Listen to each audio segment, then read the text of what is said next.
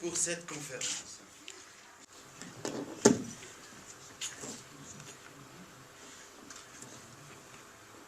Voilà. Au nom du musée romain de Vidi, qui dirige actuellement les fouilles sous la responsabilité de son directeur, Laurent Flutsch, du Théâtre de l'Échandole, qui a pu organiser cette conférence, ainsi que de l'Association suisse des ethnomusicologues, dont je suis le président, j'aimerais tout d'abord remercier les personnes sans qui cette découverte historique n'aurait pas été possible.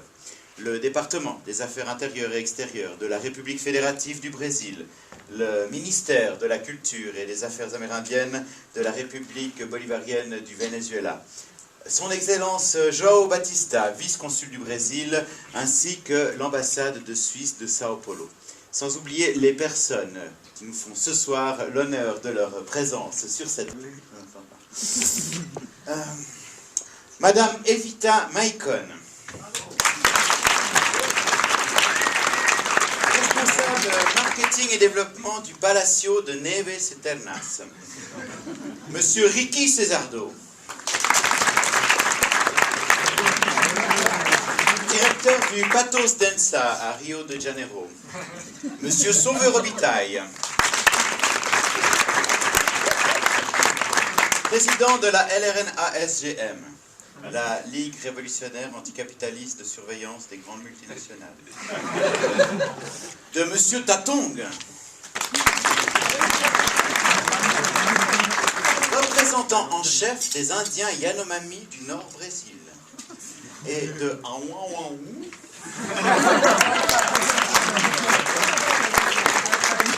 Indien d'Amazonie également, mais aux origines plus floues. Vous avez certainement suivi avec passion les dernières découvertes archéologiques effectuées sur le nouveau site de Brazoul, et nous allons essayer ce soir de vous en rendre compte. Mais si nous vous avons conviés, c'est pour que vous soyez les témoins d'une expérience exceptionnelle, d'un événement unique au monde. La première démonstration réussie, près de 20 ans après son exposé, de l'hypothèse de Charpak. Je suppose qu'il est inutile de vous rappeler ce qu'est l'hypothèse de Charpak.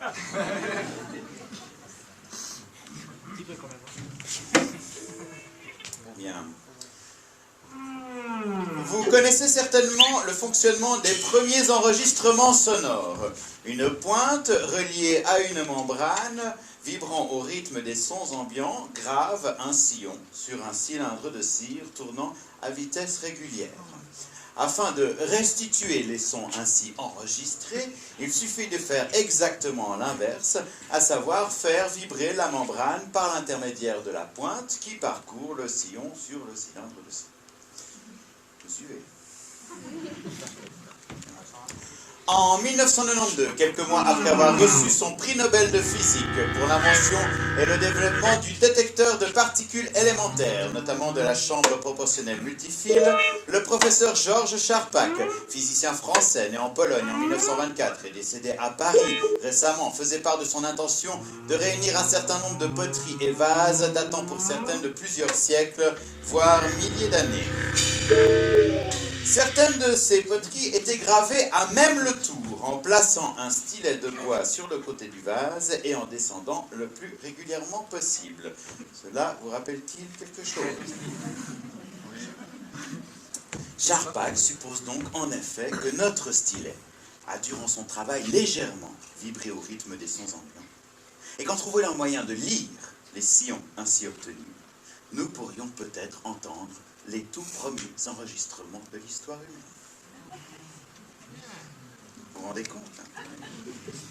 Nous pourrions entendre des bruits de marché, des cris d'animaux, peut-être même des voix humaines datant de plus de 2000 ans.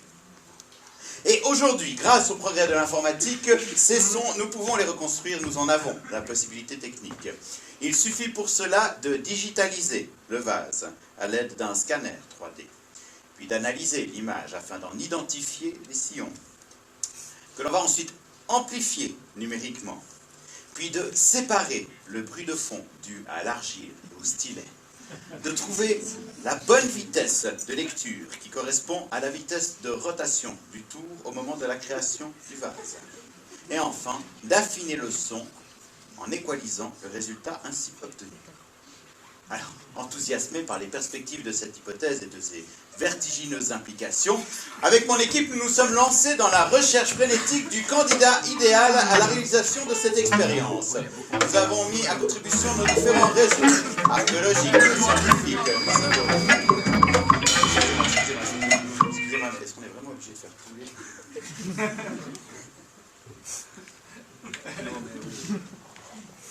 Je disais donc que nous avons mis à contribution nos différents réseaux archéologiques, scientifiques, musicaux. J'ai personnellement fait des recherches sans fin, avec l'impression de chercher une aiguille dans un océan. J'ai passé des nuits durant devant l'écran de mon ordinateur, quand soudain, en visionnant par erreur une vidéo sud-américaine, mon œil, maintenant surentraîné, s'est arrêté sur un détail étrange. Oui.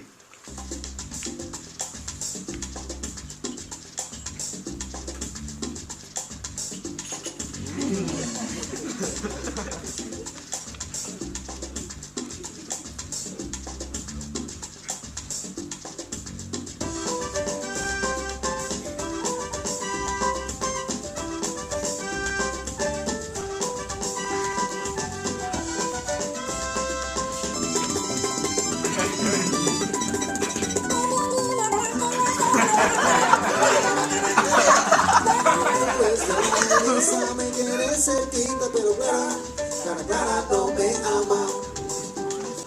La Elodie tiene mala cara, desde que conozco a Delfina, ella no me interesaba. A veces se me ofenda, pero llamo a mi Clarita y Clara no me ama. Julieta me llama.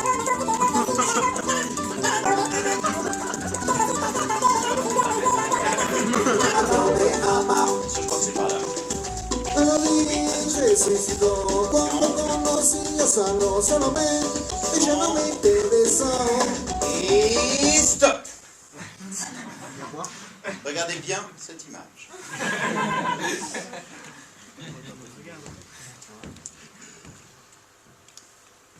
Vous voyez cette tache là au fond? Oui, mesdames et messieurs, il s'agit bien d'un vase. Et pas de n'importe quel vase, croyez-moi. Si j'effectue un zoom, comme ceci, et que j'améliore un peu la qualité de l'image, on commence à percevoir quelque chose de tout à fait extraordinaire. Voyez ces stries fines et régulières. Admirez la sûreté du trait de l'artisan. Appréciez la dureté de l'argile utilisée. Cela en fait un candidat idéal pour vérifier l'hypothèse de Sherpak. Non ? En effectuant quelques recherches sur la vidéo, j'ai pu en trouver le nom du réalisateur qui m'a communiqué ce précieux renseignement, le lieu de tournage de Clara Caliente, le Brésil, Rio de Janeiro, le Pato Stensa. Notre vase provient donc bien d'Amérique du Sud. Et en interrogeant plusieurs spécialistes, dont l'archéologue Laurent Flutsch, nous avons pu rapidement conclure qu'il provenait bien de l'ère précolombienne, dans une tranche située entre 1500 et 2000 ans en arrière, mais ne correspondant à aucune civilisation connue à ce jour. Et ce vase, mesdames et messieurs,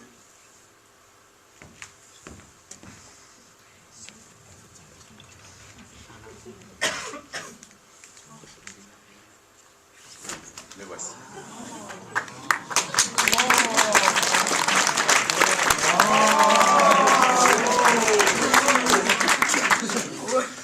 Aujourd'hui, grâce à nos recherches et au vu des fouilles effectuées cet été sur place, nous pouvons affirmer qu'il provient de la civilisation Brazul, en Amazonie, disparue il y a plus de 12 siècles dans des circonstances que l'on commence à peine à élucider.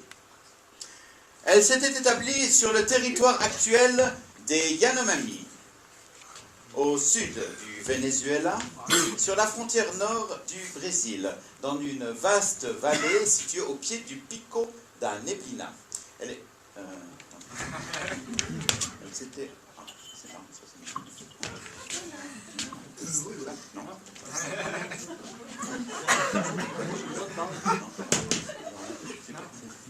Attends, c'était quoi? C'était...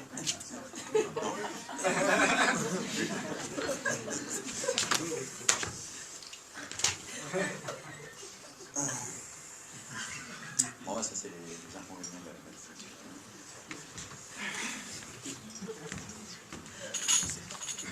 Vous pourriez appeler Monsieur Cornas? Bon, c'est pas grave, on va essayer de continuer. Rasoul. Oui. J'avais fait un PowerPoint sur Rasoul. Attendez, je dois voir ça quelque part.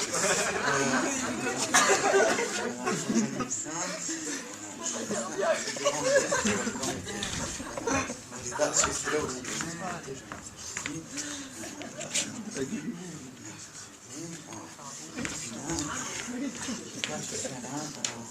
Voilà. Ah non, ça c'est mon arrivée au Brésil. C'est pas vrai, mais c'est pas ça. Oui, alors j'ai eu de la chance, je suis arrivé en plein carnaval. Mais c'est pas ça. Alors ça, pour trouver un taxi pendant cette période, je vous raconte pas. Voilà, c'est pas ça. Non, c'est pas ça. Non.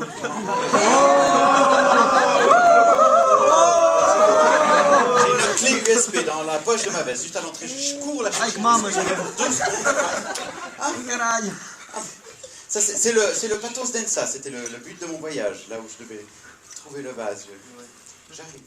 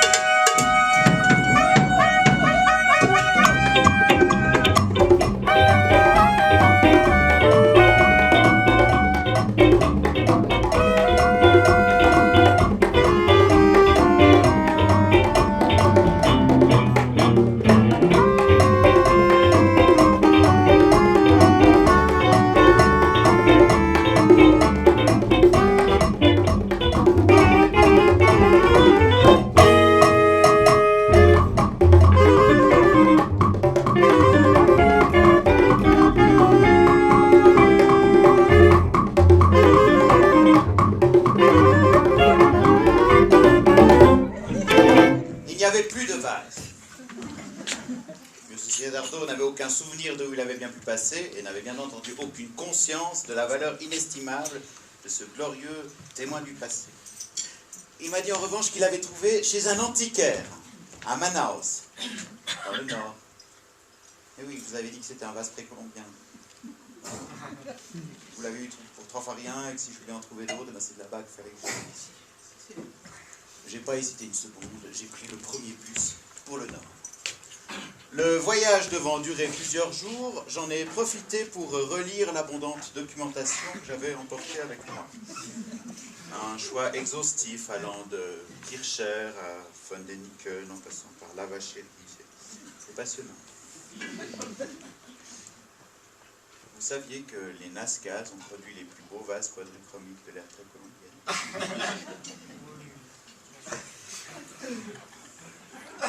Les Nazcas, vous savez, c'est ce peuple connu surtout pour ses géoglyphes, ces immenses figures tracées dans le désert, visibles uniquement du ciel. Cela, je leur donne une fière chandelle, parce que c'est grâce à eux que j'ai découvert les théories de von Däniken. Vous connaissez? Il s'intéressait beaucoup aux anciennes civilisations. J'ai quelque chose, attendez, ça j'ai là. Alors, c'est là. Voilà. Oui, c'est donc nos fameux vases quadrichromiques. Vous voyez en plus grand, voilà. Alors, c'est très intéressant, bien sûr, mais voyons plutôt ces fameux géoglyphes. Voyez ce singe. Il mesure près de 2000 mètres de long. Oula, le colibri. Pas très bien dessiné, celui-là. Ou ici, l'araignée. Elle est gigantesque. La question que se pose von Däniken est comment un peuple de sauvages primitifs, qui ne savent même pas dessiner un colibri, peut réussir à réaliser une telle œuvre. Et surtout, sachant que ceci est un astronaute, quelle a été leur source d'inspiration? Ont-ils été aidés? Par qui? Et ici, hein? C'est mon PowerPoint. On va pouvoir reprendre. Je vous laisse réfléchir.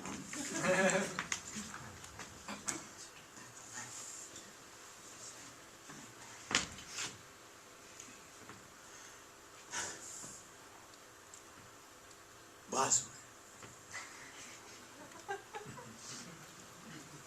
Imaginez, au plus profond de la forêt amazonienne, une montagne haute de 3000 mètres, dominant une plaine, couverte de jungle, ne dépassant pas les 100 mètres d'altitude.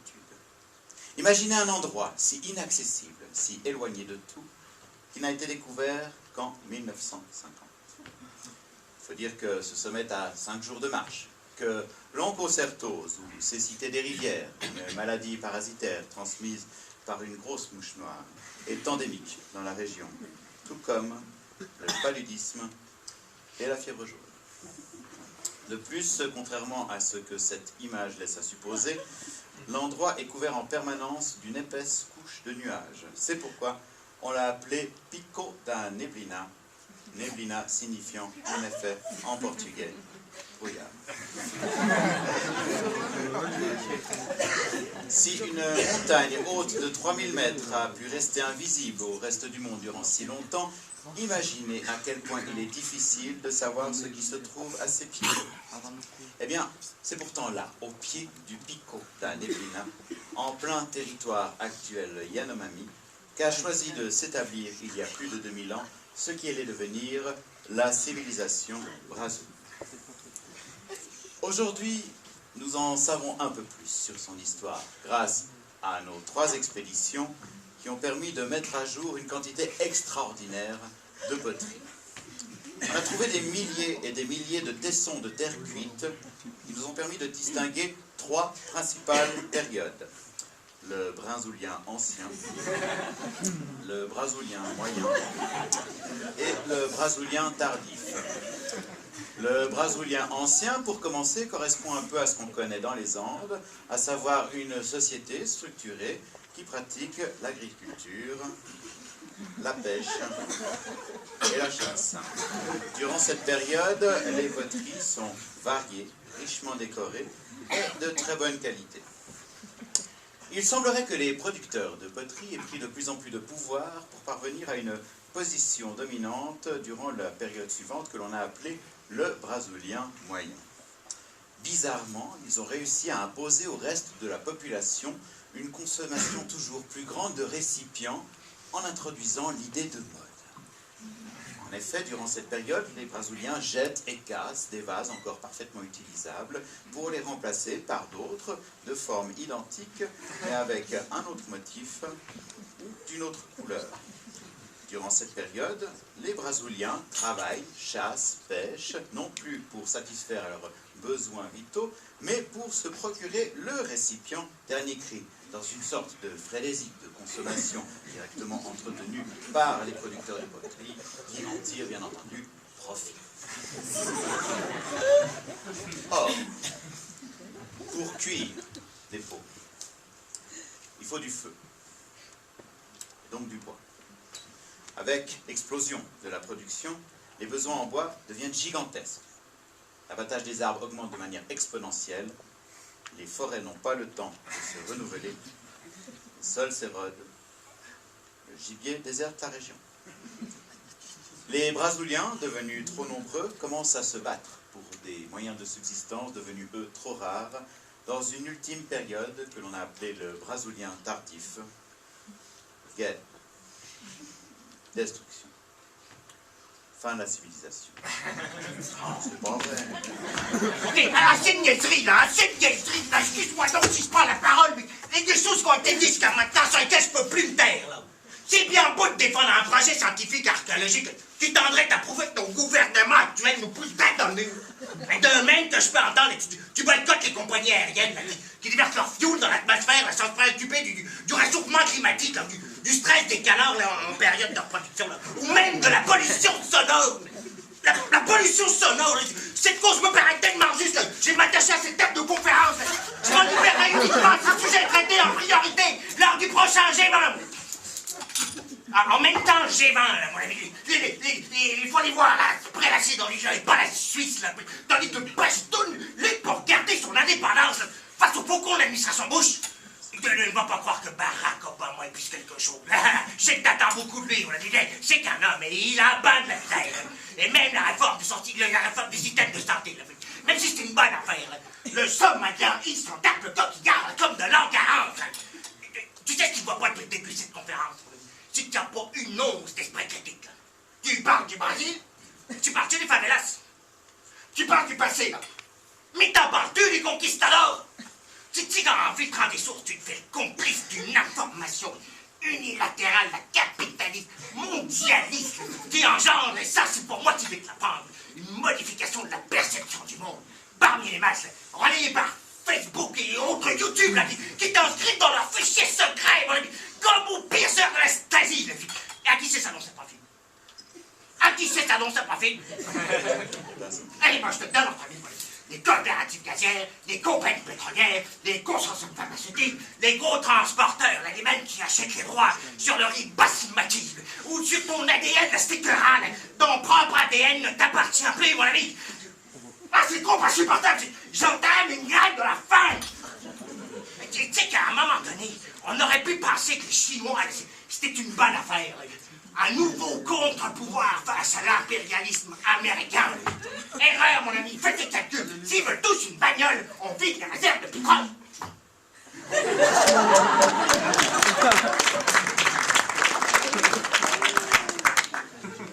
Vous êtes si beau. J'ai eu un pouvoir. Oui, alors c'était Sauveur Robitaille, donc ce militant québécois resté au Brésil depuis la conférence de Porto Alegre en 2001. Sauveur Robitaille appartient à de nombreux groupes de soutien et de pression, à plusieurs syndicats, 23, à 112 collectifs, 17 ONG, 42 organisations pacifiques et un corpuscule armé. Il a fait signer près de 20 000 pétitions pour un total de 1 400 000 signatures depuis sa majorité Et malgré 123 plaintes pour trouble à l'ordre public, 60 arrestations et 23 gardes à vue, eh ben, il continue le combat, quel qu'il soit, et où qu'il soit. Je l'avais rencontré durant mon voyage vers le nord. Vous savez, dans ce train qui longe la frontière bolivienne. Il était en train... Attendez, j'ai des images. Vous montrez le score, là.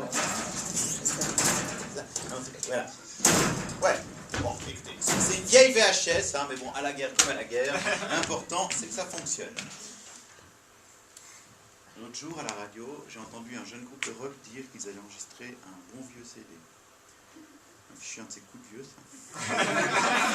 Oui, donc, j'ai eu de la chance, j'étais en train de filmer le paysage quand le train s'est arrêté. J'ai même pu vendre mes images à une chaîne d'information. Regardez plutôt. Buenos días, les saluda Yasmín Melero. Muchísimas gracias por acompañarnos en su noticiero del mediodía en su canal 46. Comenzamos con lo más destacado de esta mañana. La Junta Nacional de Seguridad del Transporte dio a conocer algunas de sus averiguaciones preliminares sobre el mortal accidente en el Metrolink el pasado 12 de septiembre. Estas incluyen la determinación que el conductor Robert Sánchez, que falleció en el choque, envió 29 mensajes de texto, uno de ellos justo 22 segundos antes de la tragedia, confirmado lo declarado por dos menores de 14 años de edad el día del percance.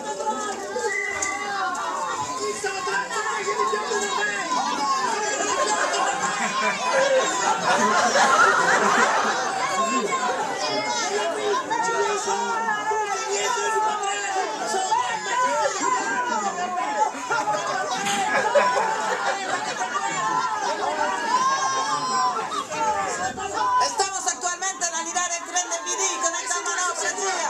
Aquí vamos a conexión de lugar en un momento de nuevo. Los militantes de la Frente para la Liberación de los Mares del Norte, la directamente de la Guía para comunicar contra las plataformas de redes de Trojimera, que no puede la región. Era Mani y Gonzalo de Zeta, directamente de Guadalajara, por tiempo Brasil. Tu m'avais pas dit ça, mon ami. Tu sais qu'en vendant tes images à DM Corporate, là, tu fais le complice d'une information unilatérale, capitaliste, mondialiste, qui engendre, et c'est pour moi qui vais de là.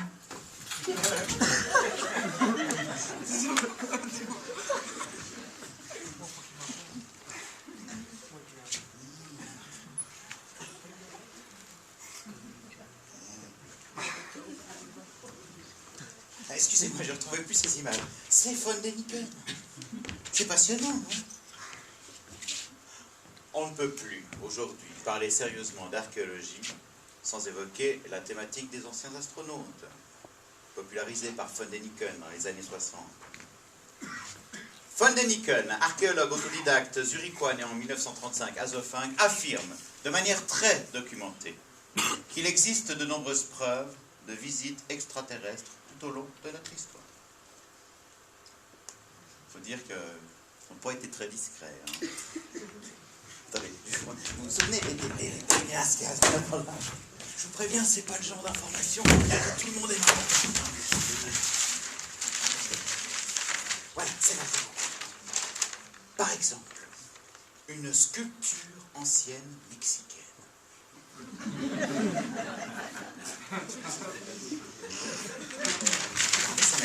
Celle-là, j'aime beaucoup.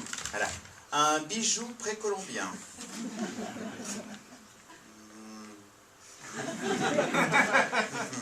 Et là, oui, bah alors là, oui, alors là, carrément, un Spoutnik au milieu d'une toile du 16e. Franchement. Il y a mieux. Vous connaissez Istanbul, Sainte-Sophie. Alors là, on voit carrément le dôme de l'observatoire et les fusées prêtes à partir. En plein centre-ville. Et puis vous savez, j'ai remarqué des coïncidences. Des choses assez intéressantes. Par exemple, si vous prenez par exemple la pyramide de Khéops. Base de la pyramide de Khéops, 230 mètres, à peu près. Hein. Hauteur de la pyramide, 146, un peu moins. 146. 230 par 146. Ah, 31 880. Je lis à l'envers. 31 880.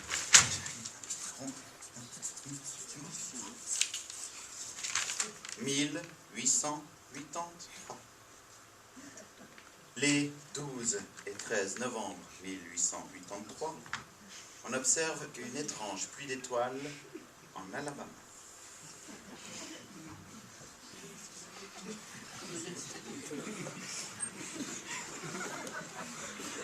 Coïncidence?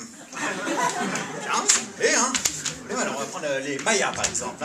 Pyramide de Kukulkan, aire de la base de la pyramide, ça fait 60 mètres carrés. 60 mètres carrés, la hauteur est 24. 60 fois 24, on arrive à... J'arrive à 1440. 1440, éclipse totale de soleil en Alabama. Qu'y a-t-il en Alabama? Comment se fait-il que deux civilisations millénaires, chacune à l'autre bout du monde, envoient des messages à travers les siècles dans un endroit aussi anodin que l'Alabama? La direction du musée romain de Lausanne-Vidi tient à informer l'assistance qu'elle décline toute responsabilité quant aux propos actuellement tenus par le conférencier. J'ai pas fini. La direction du musée se désolidarise totalement de ces théories à la gomme qu'elle considère comme un tissu d'ânerie abyssale. Pour être poli.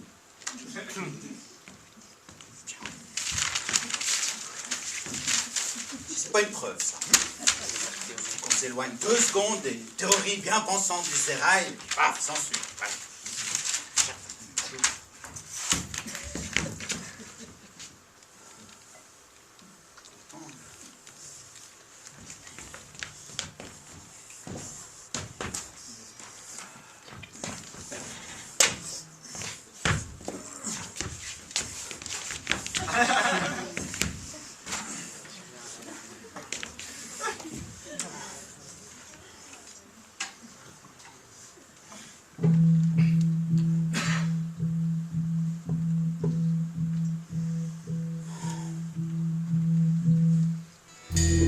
La base de la pyramide par qui donne une sinusoïde par 28 représentant, comme chacun sait, les phases de la lune égale la fréquence du La multipliée par la tangentielle au carré moins la couleur du ciel. Lit-on dans les rues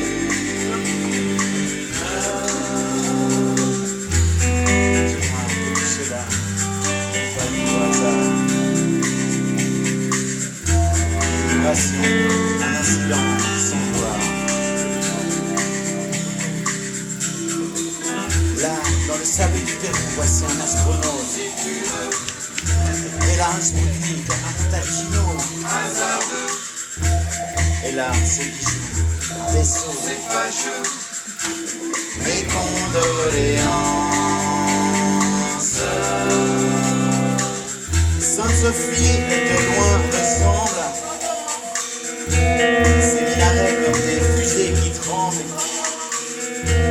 Nous conviendrons pourtant bien tous ensemble. Ça n'a pas de sens.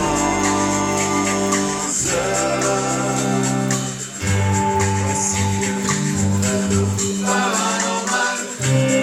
Ce monde s'achève, c'est égal. L'horreur se lève, animal.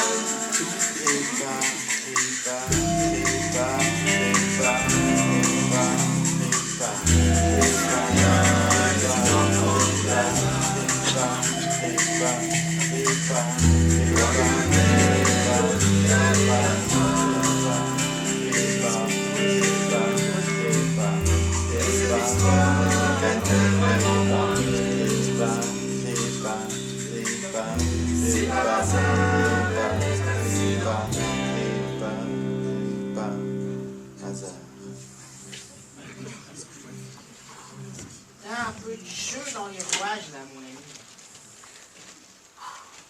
Est-ce que je retiens ton patinage, là, sur les petits ambaires? C'est que les gouvernements, eux-mêmes gouvernés par les multinationales véreuses, là, nous cachent bien des choses. Et ça range avec la vérité, là, mais bien comme ils veulent, la coupe $$ et de CIA, là. Tu veux pas me libérer, là? Si, mon monsieur. J'ai la clé dans ma poche, ici.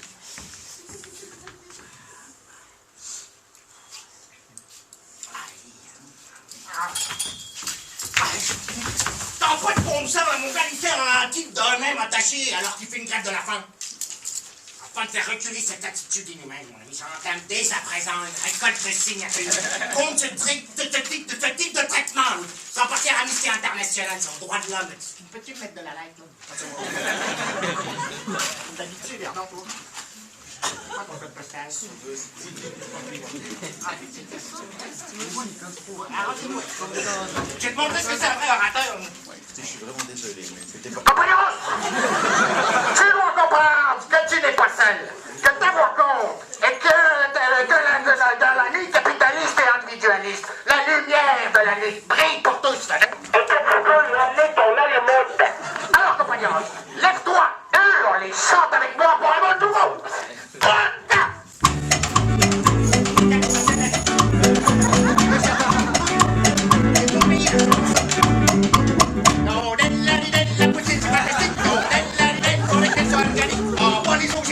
C'est trop modifié, moi j'aime le temps quand il est assaisonné.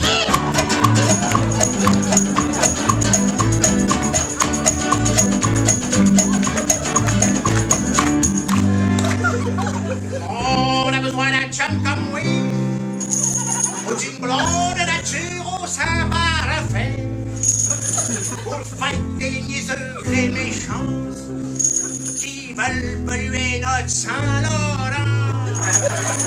Excuse-moi, il faut que tu fasses de la rythmique, là. C'est une musique entraînante.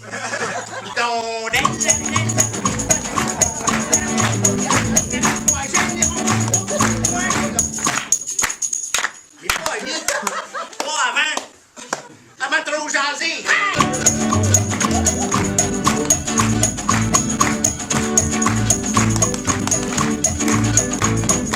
Moi, ma job, c'est de faire des misères. Ceux qui ont pour le plus sont hommes et la terre. Mais je n'y arrive pas sans me faire plaisir. Mes seuls amis sont les OMG. Hey, qu'est-ce que tu fous, toi, là?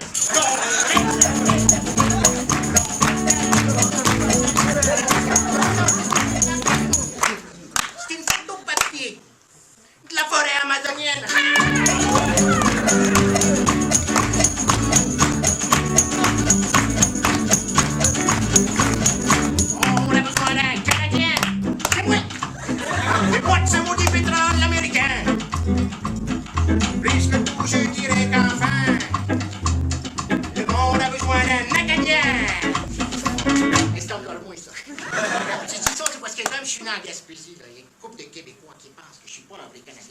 C'est bien faux, ça, parce que moi, ce que je préfère plus au monde, c'est...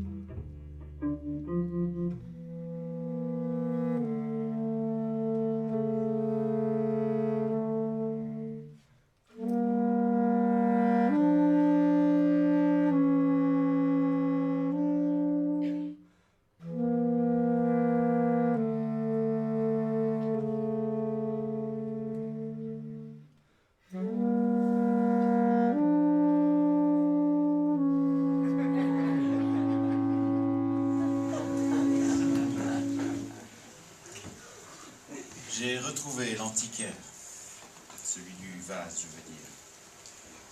Il m'a dit qu'il en avait plus, que ceci était extrêmement rare, la plupart ayant été brisés. Il m'a dit qu'il s'agissait de vases précolombiens Yanomami. Vases Yanomami, impossible. Les Yanomami sont des chasseurs-cueilleurs qui ne pratiquent pas la poterie et ne connaissent a fortiori pas le tout. Il m'a dit que ces vases provenaient d'un village Yanomami au pied du Pico da Neblina et il m'a conseillé un bon guide, Taton.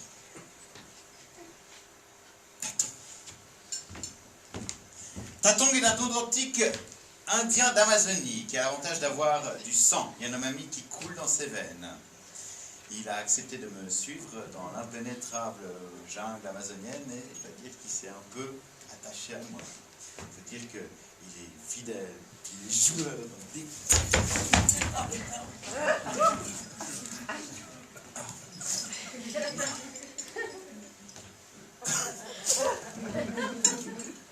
Taton a accepté de me suivre durant ce cycle de conférences afin de servir de témoignage vivant des us et coutumes de ce peuple primitif.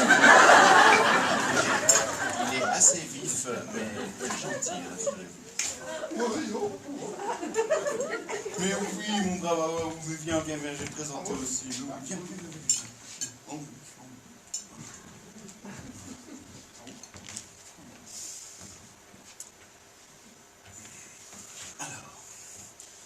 Awa est indien d'Amazonie également. Mais je n'arrive pas à situer ses origines. Il porte la jupe comme les Kalinas, mais sa coiffure évoquerait plutôt celle des Zapala. Quant à sa nourriture, à ce que j'ai pu en juger, elle pourrait faire penser à certains plats tupinampas.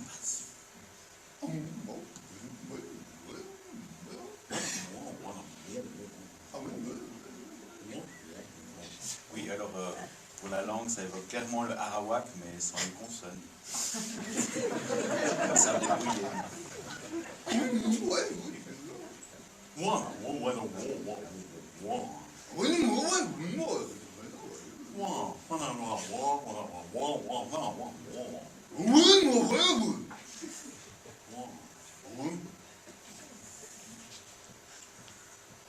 Awaou désire profiter de cette occasion pour vous dire quelques mots. Je t'en prie, mon brave Awaou, vas-y, prends la parole.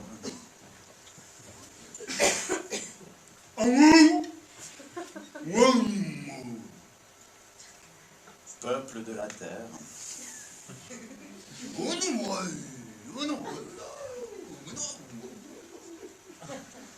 Il est dans la nature même des sociétés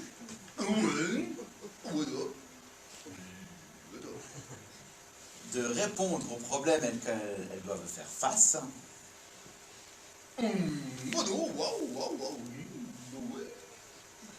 par une complexification toujours plus accrue de leurs institutions.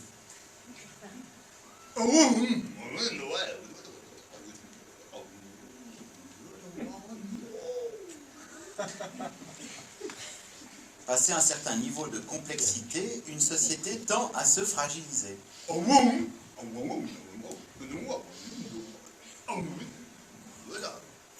À un seuil atteint, lorsqu'une société est contrainte,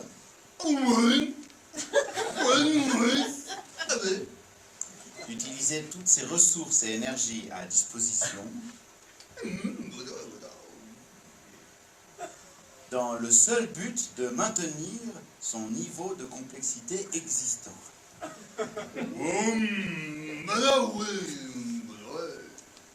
Il suffit alors d'un événement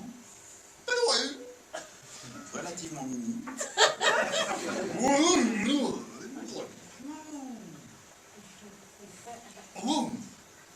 pour que cèdent ces institutions, entraînant ainsi un effondrement total.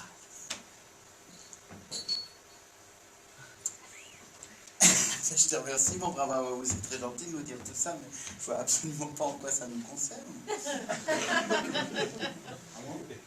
Tu me laisses finir ma conférence, s'il te plaît? Non.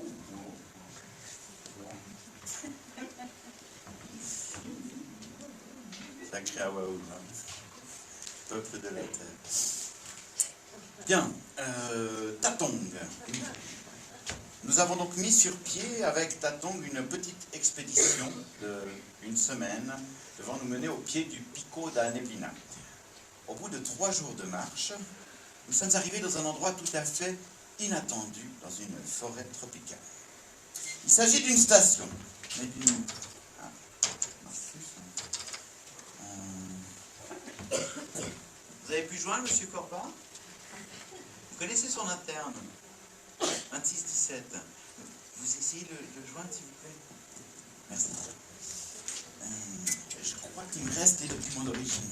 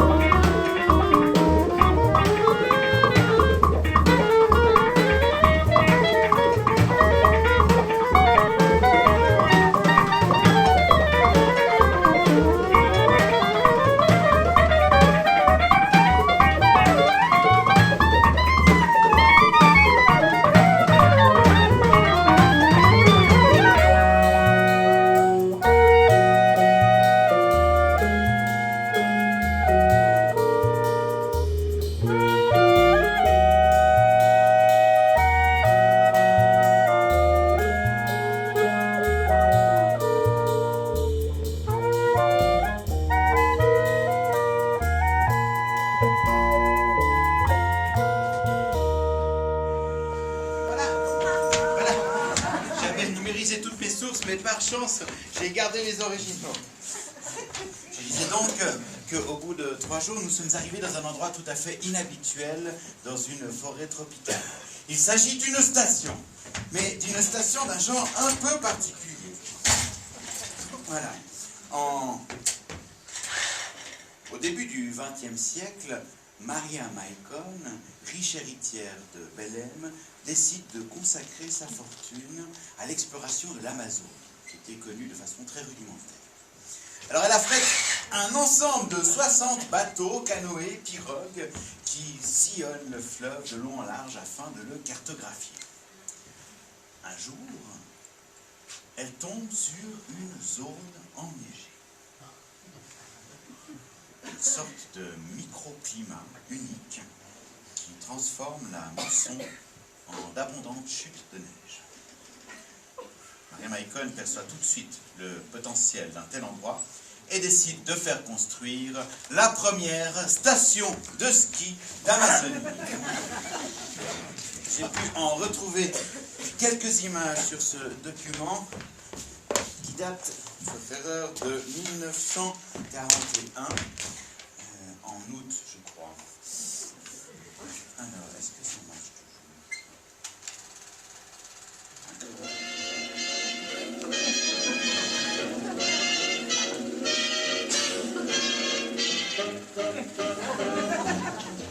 La saison du ski bat à nouveau son plein sur les pentes du Pico da Neve, où venu de toute l'Europe et de ses colonies, le Gotha se presse devant le Palacio da Neva Esternas, tenu par la famille Maicon depuis 2 générations, afin d'oublier le temps d'une descente, les horreurs de la guerre.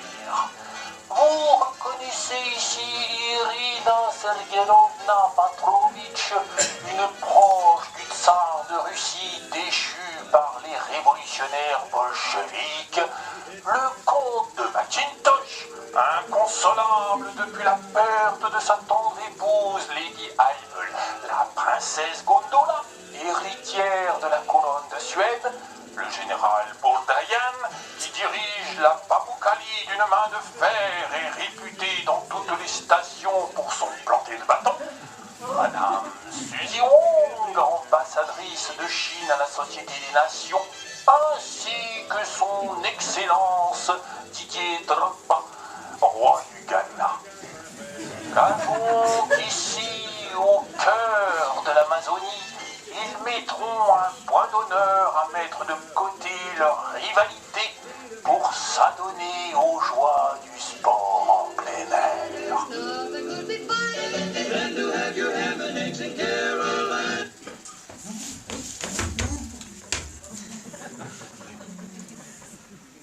Encore un document perdu à jamais. Oui, rapidement, les premiers signes de réchauffement commencent à se faire sentir. Il neige plus que quelques semaines par année et les installations du bas de la station sont rapidement inutilisables. Aujourd'hui, la station est déserte. On peut encore apercevoir quelques jours par année une petite tache tout en haut du Pico da Neve, dernier vestige d'une aberration climatique disparue aussi mystérieusement qu'elle était apparue. Mais Evita Maicon, arrière-petite-fille de Maria Maicon, n'a pas pour habitude de baisser les bras. Elle s'est fixée pour objectif de maintenir un niveau d'enneigement suffisant pour redonner à la station son lustre d'antan. Elle parcourt actuellement l'Europe à la recherche de partenaires pour financer son audacieux projet. Et je crois que le mieux est que je lui laisse la parole, Madame Evita Maicon. Obrigada, boa tarde. Como vai estar, amor?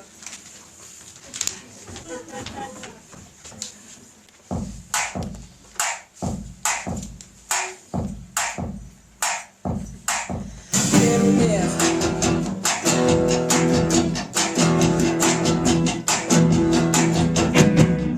Estação é o que Rui vai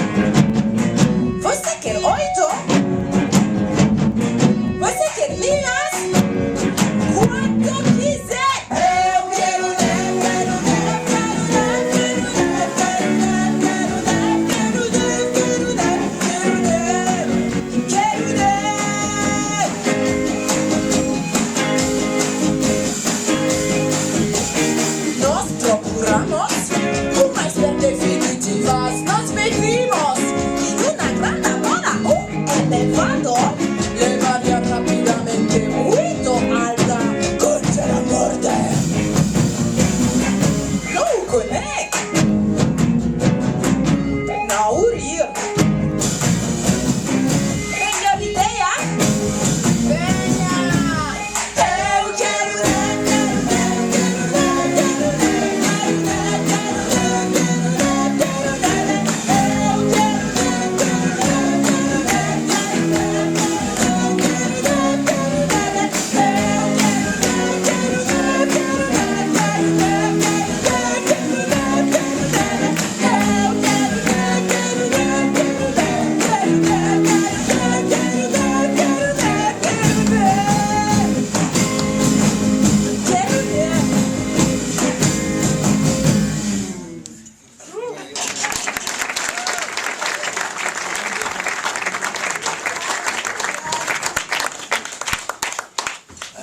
Madame Maicon se tient naturellement à votre disposition pour tout renseignement d'ordre pratique après la conférence.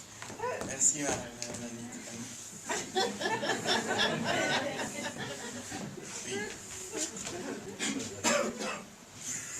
oui. Nous sommes restés une semaine au Palacio de Neves Eternas quand un matin Tatong m'a réveillé à l'aube. Il était temps de repartir. Nous avons encore marché 2 jours dans la forêt amazonienne et sommes enfin entrés en territoire Yanomami. Nous avons trouvé ce village au pied du Pico de la Neblina. J'y suis resté 3 mois. J'ai fait là-bas une découverte très importante. Sur le sol du Chabono de la tribu, les Chabonos sont les maisons collectives Yanomami, j'ai trouvé des tessons de terre cuite, manifestement très anciens, dont certains ressemblaient à mon vase. J'ai demandé quelle était leur provenance. La réponse se trouve dans un très vieux chant Yanomami. Je vais peut-être demander à Tatong de nous rejoindre.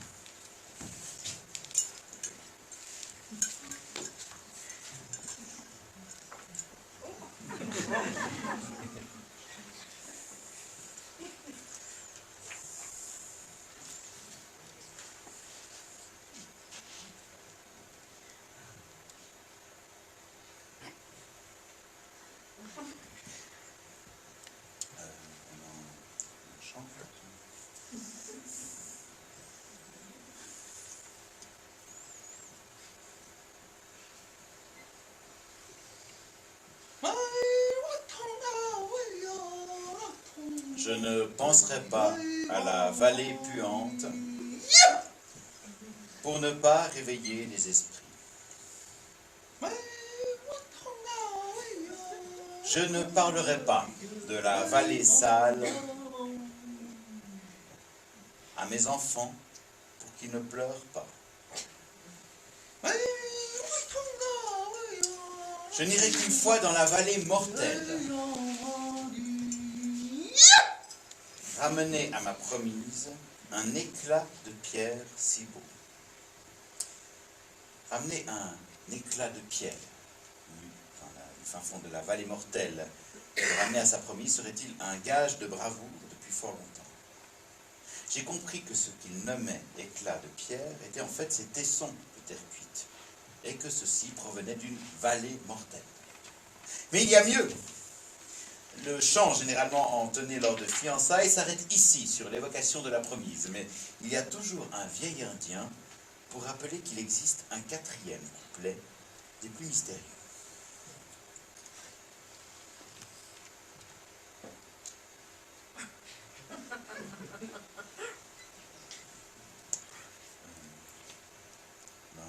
Chante.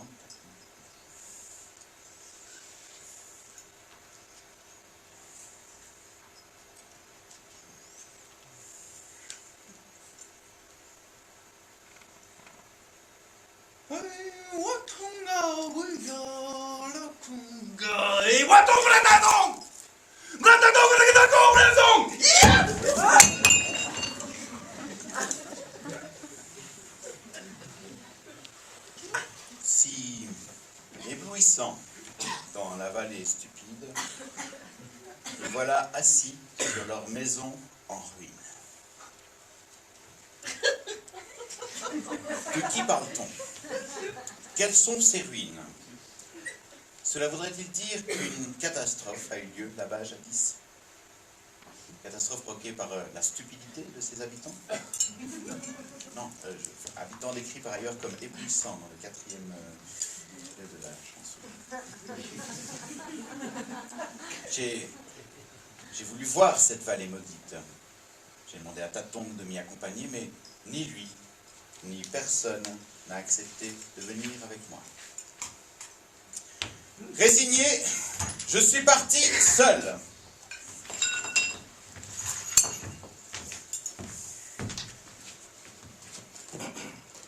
J'avais mon enregistreur,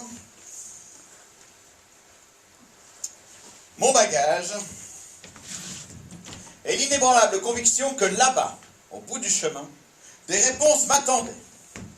Depuis plus de 2000 ans.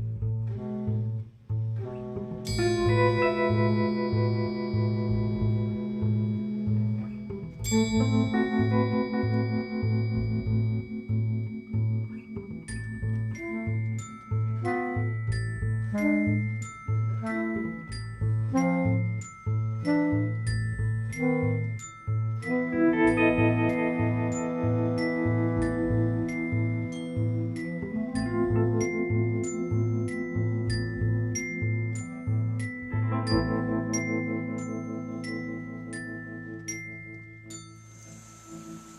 n'y avait plus rien. Rien qu'un lac sans vie à l'odeur épouvantable, mais d'un enchevêtrement de ronces et de mauvaises herbes. Au loin, Tatong m'attendait. Nous n'avons pas dit un mot.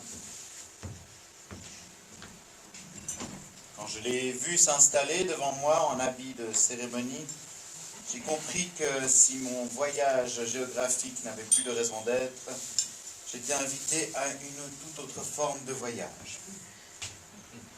Mon esprit rationnel s'y refusait, bien sûr, mais je n'avais nulle part d'autre où aller.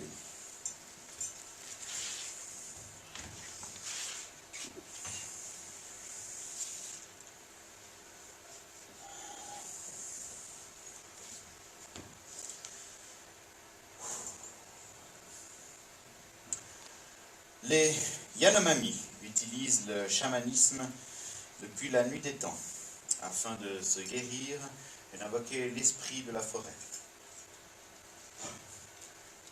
On commence par ingurgiter un puissant hallucinogène, la poudre Yakohana.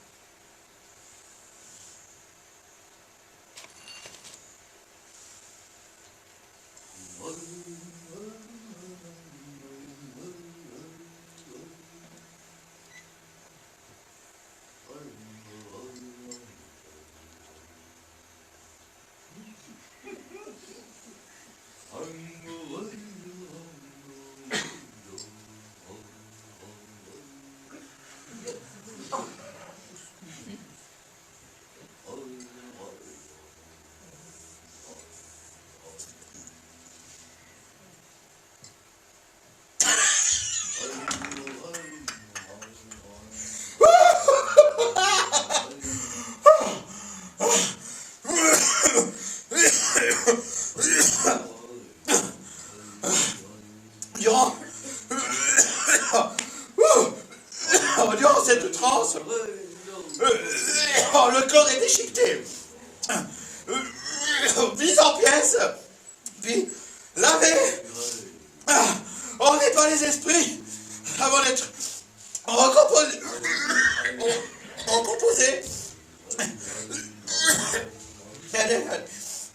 Si vous vomissez, c'est signe d'arrogance.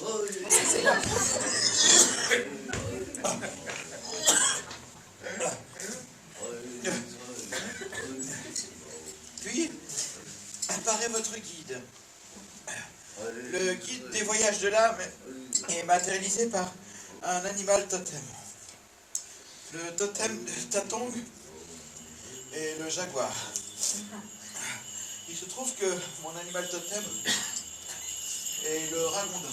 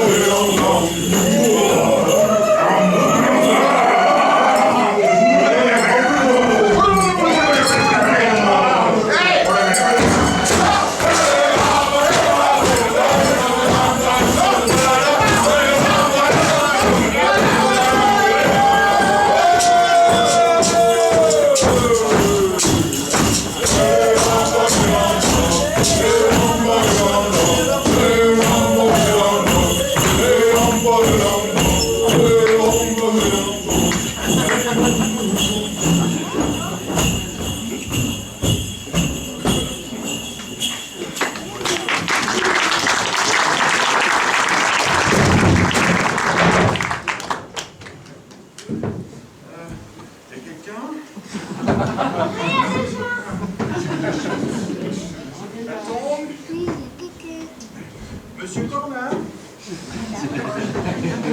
Monsieur Cornat, il n'y a plus de lumière du tout, là.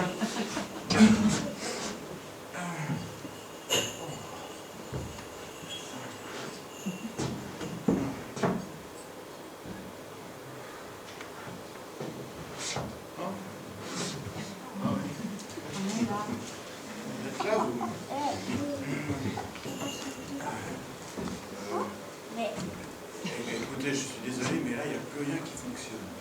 C'est normal, c'est tombé dans ma cabane. Je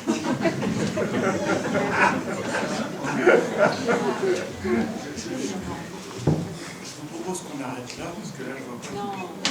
Ah, non, bah oui, c'est ça, dommage.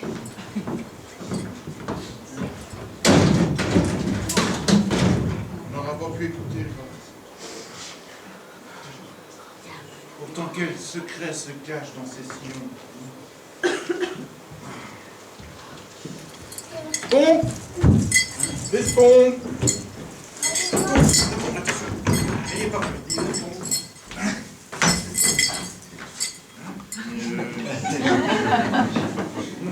Où as-tu trouvé cela, mon fidèle Platon? Ah oui. Ça va peut-être juste suffire.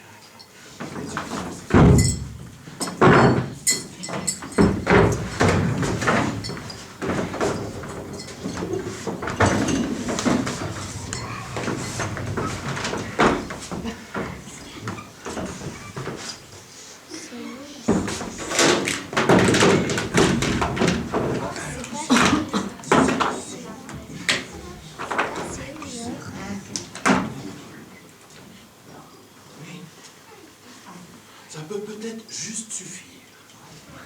On essaye. On essaye. Attends, ici.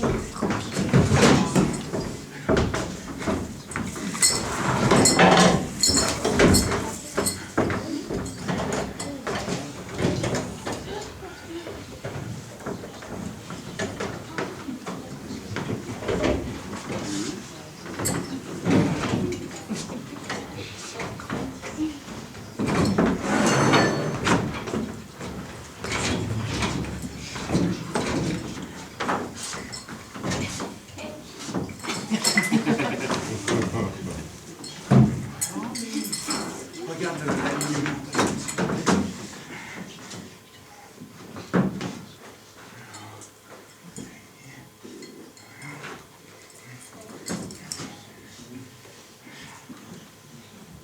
Bien. Alors, je digitalise le vase à l'aide d'un scanner 3D.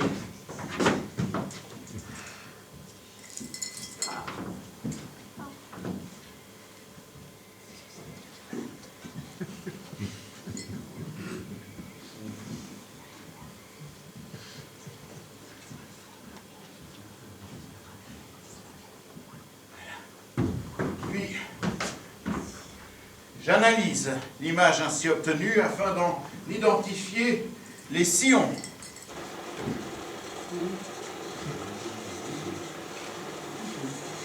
Que j'amplifie numériquement.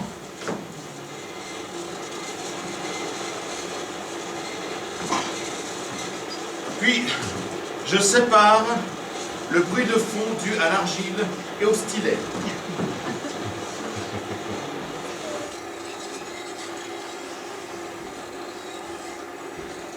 Je cherche maintenant la bonne vitesse de lecture, qui correspond à la vitesse de rotation du tour au moment de la création du vase.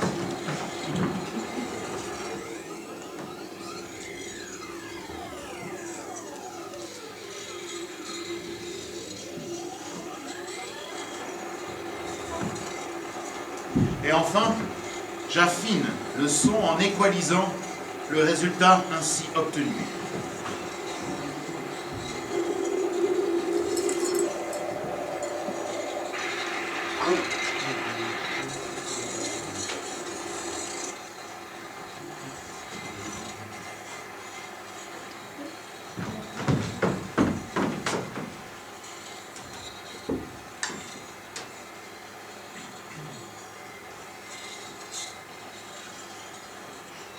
Il n'y a rien à entendre,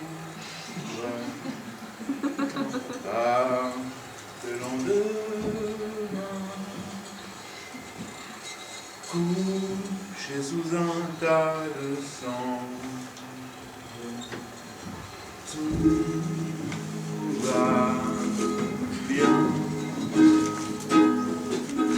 Devant le mur qui s'approche,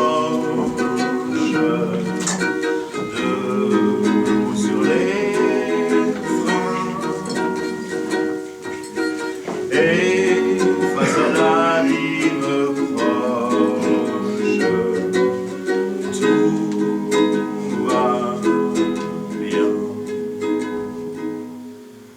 Nous n'allons pas vous en attendre pour des lignes de rire sans fin, du coucher au lendemain, tandis que coule tout doucement notre île, sont sur le pont qui penche, champagne à la main, et devant cette avalanche, tout va bien.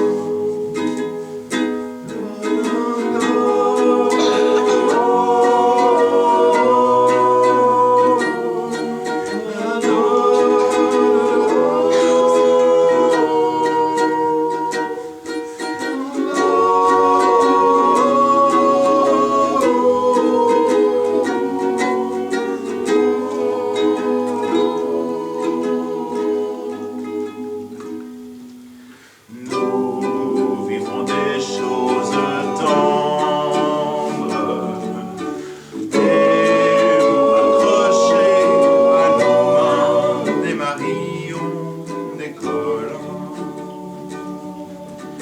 tandis que coule tout doucement notre île. Il n'y a rien à